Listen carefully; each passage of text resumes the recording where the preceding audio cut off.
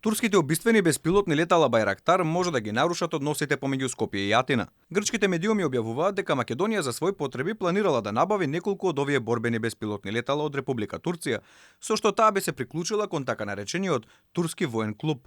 Ваквата набавка представува голем проблем за Грција затоа што односите со Анкара се лоши поради кипарското прашање. И двете страни често се во трка низ светот кој ќе добие повеќе сојузници на своја страна.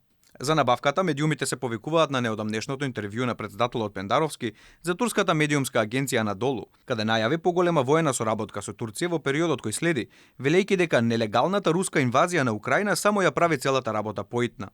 Алфа се обрати до кабинетот на председателот, од каде не дадоа прецизен одговор околу можната набавка. Се разгледува можноста за набавка на воена опрема од Туркија како една од НАТО земјите членки со кои Македонија е во комуникација за опремување и модернизација на армијата. Од Министерството за одбрана пак демантираат дека има план македонската армија да се опреми со Байрактари. Оттаму велат дека согласно постоечките планови за опремување и модернизација на армијата не е предвидена набавка на опрема од ваков тип на овој модел. Армијата прави анализи и проценки бидејќи евентуална набавка на вакви системи ќе има влијание на структурата на силите, логистички побарувања, финансиски ресурси и колку тоа е во склоп на потребите и согласно потребите на НАТО целите на способности.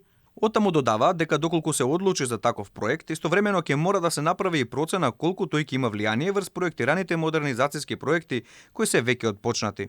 Инаку турските борбени дронови се продаваат како алва откако се покажаа како клучни во судирите помеѓу Азербејџан и Ерменија, а сега и во руско-украинската војна. Тие се извезуваат во 30 на земји од светот. Полска лани беше првата земја членка на Европската унија која ги набави леталата. На Балканот први ги увезе албанската армија, а и Србија ја потврди намерата да ги опреми своите борбени капацитети со оваа технологија. Покрај најавата за набавка на беспилотни летала за армијата, турските медиуми објавија дека Македонија од Турција неодамна порачала и 3 батерии со вкупно 18 хаубици од моделот Боран, кои според производителот имаат дострел до 17 км со брзина до 6 проектили во минута.